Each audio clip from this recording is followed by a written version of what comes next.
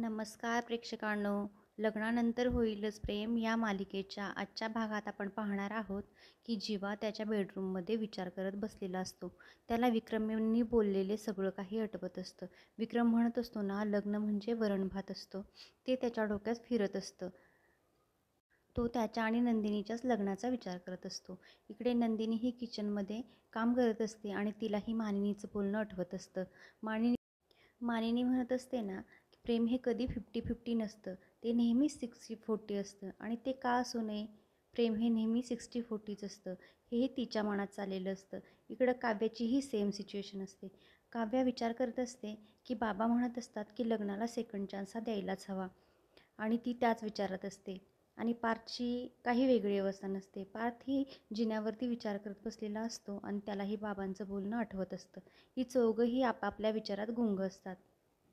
इकडे रम्या वसवत्त्याला म्हणत असते, काय तू पिहूला दम दिलास? तर वसवत्त्या म्हणते, हो, तिला चांगलंच धमकवलंय मी. तिला म्हटलं तुला आणि तुझ्या घरच्यांना या घरातून हकलून देईल म्हणून. चांगलीच घाबरली होती ती. ते पिहूचं तोंड अगदी बघण्यासारखं झालं होतं. तेव्हा रम्या म्हणते, अगं का केलंस आई तू हे? तुला कळतंय का? त्या पिहूचं जाऊ दे, पण तुझ्या ह्या वागण्यानं आपल्याला तोंड दाखवायला कोणी उभं करणार नाही या घरात. कशाला स्वतःच्या पायावर धोंडा मारून घेतेस ग तू? तेव्हा वसवत्त्या म्हणते, काही धोंडाबिंडा पडणार नाहीये. ती पिहू सतत मला बघून घाबरायची, सतत मला भीती वाटायची की ती कुणाला तरी बघून माझं नाव घेईल म्हणूनच मी ओरडले तिला, चांगलंच झापले. सतत मला त्या गोष्टीची भीती वाटत असायची, पण आता तिला एवढं घाबरवले ना मी की ती माझं नाव कधीच घेणार नाही. रम्या म्हणते, असं असेल नाही तर उद्याचा नंदिनीचा प्लॅन फसला म्हणून समज. काउन्सिलर येईल पण पिहू तिच्या पुढं काही बोलणारच नाही. वसवत्त्या म्हणते की उद्या असा तमाशा होणार आहे ना रम्या, की त्या नंदिनीला पश्चाताप झाला पाहिजे की तिनं या घरात काउन्सिलर का बोलवला त्याचा. इकडे पार्थ विचार करत बसलेला असतो तर तिथे नंदिनी येते. नंदिनी म्हणते, पार्थ काय झालं, एकटेच का हसताय? तेव्हा पार्थ म्हणतो, सवय आहे माझी, जेव्हा माझं एखादं मोठं कोड सुटतं तेव्हा मी असा एकटाच हसत असतो. नंदिनी म्हणते, असं कुठलं कोड सुटलंय? तेव्हा पार्थ म्हणतो, सांगतो पण एका अटीवर, कॉफी. तेव्हा नंदिनी म्हणते, हो चालेल. तेव्हा ही दोघं आता कॉफी घेत मस्त गप्पा मारत बसलेली असतात. आता नंदिनी म्हणते, सांगा ना पार्थ, काय झालं, का हसत होता? तेव्हा पार्थ म्हणतो, हा सांगतो, पण त्या अगोदर तुम्ही मला सांगा की तुमच्या बाबतीत असं कधी घडलं आहे का की तुमची गाडी खड्ड्यात गेली आणि तुम्ही खूप बाहेर काढण्याचा प्रयत्न करताय पण ती निघतच नाही आहे, पण शेजारून एखादी अशी गाडी येते की तुम्हाला पुश करते आणि तुम्ही खड्ड्यातून बाहेर निघता.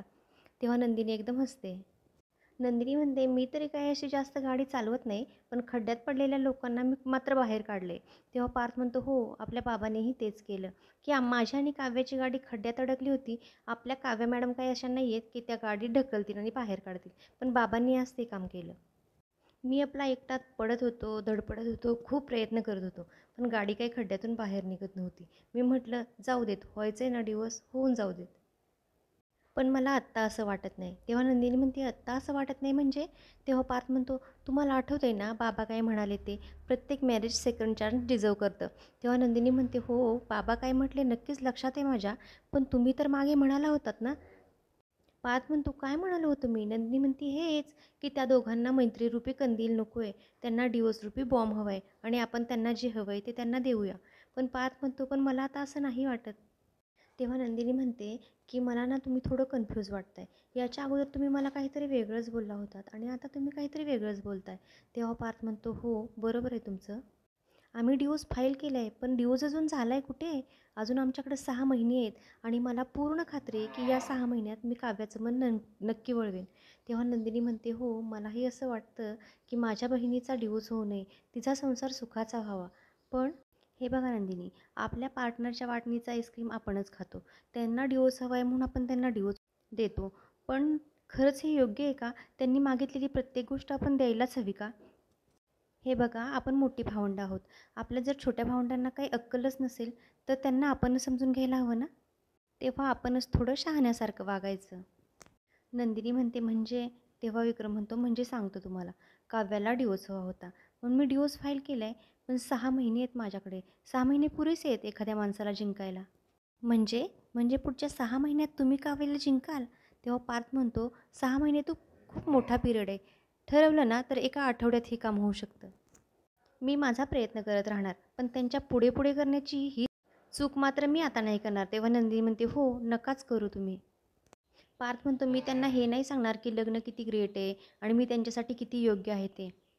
नंदिनी म्हणते, एक्झॅक्टली. आणि ते केलंही नाही पाहिजे. खरं तर नात्यांची मजा हळूवारपणे उलगडण्यातच आहे. पार्थ आता म्हणतो, मी माझा अतिउत्साह कमी करणार आहे थोडा. पण एवढं सगळं करून जर माझं लग्न टिकलं तर माझं नशीब. नाहीतर मी माझ्या लग्न टिकवण्याचा पूर्णपणे प्रयत्न केला, याचं समाधान मला नक्कीच असेल. नंदिनी आता थोडी अपसेट होते आणि एकदम उठते. पार्थ म्हणतो, काय झालं, तुम्ही का रडताय? तेव्हा नंदिनी म्हणते, नाही काही नाही. आपला पार्टनर आपल्यासाठी एवढं काही करतो, ही फिलिंगच खूप छान आहे. नंदिनी आता शांत होते आणि म्हणते, पार्थ तुम्ही खूप छान डिसिजन घेतला आहे. तेव्हा पार्थ म्हणतो, तुम्हीसुद्धा विचार करा ना, तुम्हीसुद्धा एक चान्स. तेव्हा नंदिनी म्हणते, नाही पार्थ, आमच्या नात्याचं कोडं कधी सुटेल तेव्हा सुटेल, पण तुमचा संसार सुखाचा हवा यासाठी मी माझ्याकडून पूर्ण प्रयत्न करेन. तुम्हाला जी काही मदत हवी ना ती मी नक्की करेन. मी माझ्या नात्याला पुन्हा चान्स नाही देऊ शकत, कारण पुन्हा एक चान्स म्हणजे पुन्हा एक हार. थकले हो हार सहन करून. आमच्या लग्नाच्या सगळ्या होप्सच सोडलेत मी. आणि राहिला प्रश्न जीवांचा, तर ते माझ्यासाठी काही प्रयत्न करतील असं मला नाही वाटत, कारण ते काही पार्थ थोडी आहेत. दोघंही खूप इमोशनल झालेली असतात. नंदिनी थोडी शांतच झालेली असते. इकडे जीवा त्याच्या रूममध्ये नंदिनीसाठी लेटर लिहित असतो. तो लिहित असतो की मी प्रयत्न करतोय, पण लग्नासाठी नाही तर आपल्या मैत्रीसाठी.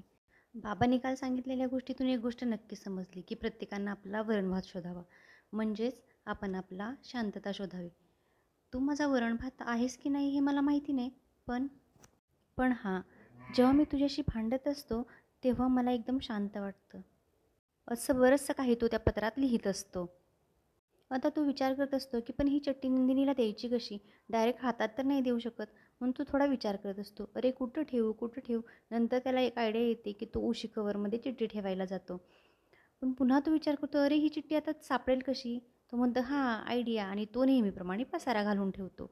आणि नंदिनीची तो वाट बघत असतो की कधी येईल नंदिनी? अरे बराच वेळ झाला, अजून कशी नाही आली ही? इकडे पार्थ नंदिनीला सांगत असतो की नंदिनी थोडा जीवा इमोशनल आहे, पण नंदिनी म्हणते, बस पार्थ नका सांगू, मला माहिती आहे तुम्ही त्यांची बाजू घेताय ते, पण तुम्ही नका विचार करू आमच्या नात्याचा.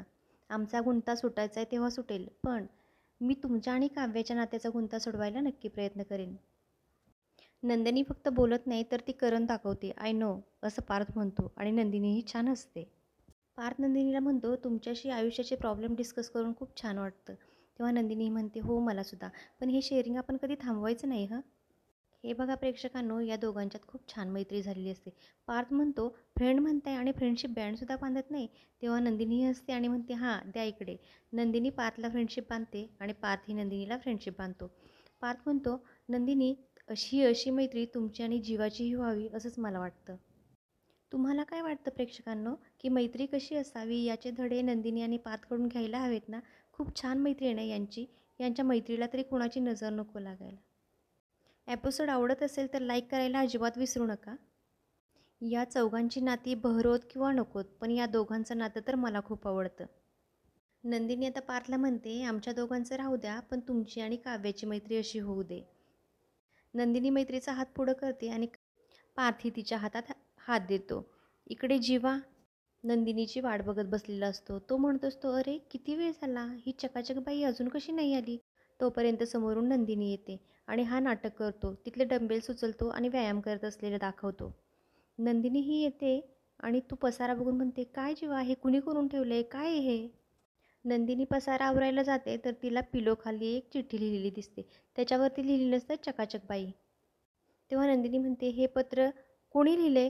तेव्हा जेव्हा म्हणतो, अगं नाही, बाबांनी लिहिले. माझ्या हाताला नेलपेंट लावलं होतं ना, म्हणून बाबांनी लिहिले ते. अगं अशी काय करतेस? त्याच्यावरती चकाचक बाई लिहिले म्हणजे ते पत्र मीच लिहिलं असेल ना? जीवा म्हणतो, अगं असं काय बघतेस, वाच ना ते पत्र. तेव्हा नंदिनी ते पत्र उघडते, पण तिला पाठीमागच्या वेळी जीवानी काव्यासाठी जे लिहिलेलं पत्र असतं ना ते आठवतं आणि ती थोडीशी शांत होते. ती ते पत्र घेते आणि जीवाच्याच हातावर आपटते आणि म्हणते, हे घ्या तुमचं पत्र, मला नको आहे कुठलं पत्र. अगं असं काय करतेस, वाच ना, मी खूप छान लिहिले पत्र तुझ्यासाठी. मी वाचून दाखवू का? नको, पण तू माझा आवाज ऐकलास की चिडचिड करायला लागशील. तेव्हा नंदिनी म्हणते, झालं तुमचं? नंदिनी म्हणते, आता कान उघडं ठेवू नये का? मला तुमचं कुठलंच पत्र नको आहे. जेव्हा म्हणतो कुठलंच पत्र म्हणजे, तेव्हा नंदिनी म्हणते मला ना खरं तर पत्र वाचायला खूप आवडायची, पण तुमच्या या पत्रांमुळे ना मला पत्रांची भीती वाटायला लागली आहे आणि प्लीज यापुढे माझ्यासाठी कुठलंही पत्र लिहू नका. तुमच्या पत्रांची धडकी भरली आहे मला. तुमचं पत्र वाचलं आणि पत्रांविषयी माझ्या मनात भीतीच बसली. तेव्हा जेव्हा म्हणतो काय कुठलं पत्र, तेव्हा नंदिनी म्हणते आठवत नाही का कुठलं पत्र म्हणून मला विचारत आहे. अगं जेव्हा म्हणतो अगं कुठल्या पत्राविषयी बोलतेस तू. नंदिनी म्हणते जे पत्र जे तुम्ही मला लिहिलं होतं. जेव्हा म्हणतो मी तर तुझ्यासाठी कुठलं पत्रच लिहिलं नव्हतं. नंदिनी म्हणते आठवत नाही का. तुम्हाला काही आठवत नसेल पण मला सगळ्या गोष्टी स्पष्ट आठवतात. तुम्ही त्या पत्रात काय लिहिलं होतं ते. तुम्हाला तुमच्या मार्गाने जायचं होतं आणि तुम्ही काय लिहिलं होतंस की मला तुमच्यापेक्षा खूप बेटर कोणीतरी मिळेल म्हणून. तुम्हाला आठवत नसेल जीवा, तेव्हा जीवाच्या लक्षात येतं की ते पत्र त्यानं काव्यासाठी लिहिलं होतं. पण त्यानं हे पत्र नंदिनीनं कधी वाचलं हे त्याला काही कळतच नाही. तो म्हणतो तू पत्र हे कधी वाचलंस, कुठं वाचलंस. तेव्हा नंदिनी म्हणते तेव्हा ज्या दिवशी अनिशा काव्याचं बुक घ्यायला आली होती, त्यावेळी तुम्ही हे पत्र बेडवरती ठेवलं होतंस आणि तेव्हाच मी ते हे पत्र वाचले आणि या पत्रामुळेच आज डिवोर्स घ्यायची वेळ आली. माहिती नाही का तुम्हाला. तेव्हा जेव्हा म्हणतो नंदिनी शांत हो थोडं, माझं ऐकून तरी घे मला काय म्हणायचं आहे ते. नंदिनी म्हणते मला तुमचं काही एक ऐकायचं नाही आहे आणि मला तुम्ही या विषयावरती अजिबात बोलायचं नाही. तेव्हा जेव्हा म्हणतो अगं ते पत्र तुझ्यासाठी नव्हतं, ते का एवढं म्हणतो आणि जीवा थांबतो. तेव्हा नंदिनी म्हणते का काही का, तुम्हाला काय म्हणायचं आहे, तुम्ही बोलताय की नाही. तेव्हा जीवा एकदम शांत होतो. जीवाच्या आता सगळं लक्षात आलेलं असतं की काव्याला लिहिलं पत्र नंदिनीने वाचलं होतं आणि त्यामुळेच नंदिनी डिवोर्स पेपर फाईल केले होते. तेव्हा तो नंदिनीला म्हणतो म्हणजे तू ते लेटर वाचून डिवोर्स पेपरवरती सह्या केल्यास का. तेव्हा नंदिनी म्हणते हो, तुम्ही लिहिलंच होतं ना की आपण दोघं वेगळं होण्यातच आपलं भलं आहे आणि इतरांचंही.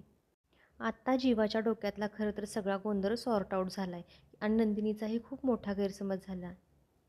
तुम्हाला काय वाटतं प्रेक्षकांनो, की हा गोंधळ सॉर्ट आऊट झाल्यावर जेव्हा नंदिनीला समजेल की जीवानी ते लेटर काव्यासाठी लिहिलं होतं, तेव्हा जीवा आणि नंदिनीच्यातली प्रॉब्लेम सॉर्ट होतील का आणि या दोघांच्यातलीही प्रेमाचा गोडवा वाढेल का. आजचा भाग हा इथेच संपतो. उद्याच्या भागात आपण पाहणार आहोत की काव्या शांत झोपलेली असते आणि पार्थ तिच्या उशाशी बसलेला असतो आणि पार्थ एकटाच तिच्याशी बोलत असतो की काव्या मला आपल्या लग्नाला सेकंड चान्स द्यायचा आहे. मला वाटतं आहे की या पुढच्या 6 महिन्यात मी तुमच्या मनात माझ्याबद्दल प्रेम निर्माण करू शकेल आणि आपलंही नातं खूप छान होईल. बाबांनी सांगितलेलं मला पटलं आहे आणि आता मी माझ्याकडून जे शक्य होईल ते सगळं करायला तयार आहे आणि मी पुढचं पाऊल टाकले आणि मला माहिती आहे की तुम्हीही मला साथ द्याल.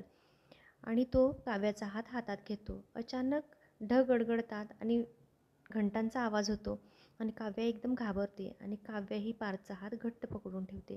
तेव्हा पार्थही म्हणतो हां, आता मला माझ्या सगळ्या प्रश्नांची उत्तरे मिळाली आहेत आणि पार्थ एकदम खुश होतो. अशाच डेली एपिसोडसाठी या चॅनेलला नक्की सबस्क्राईब करा आणि व्हिडिओ आवडला असेल तर लाईक करायलाही विसरू नका. धन्यवाद.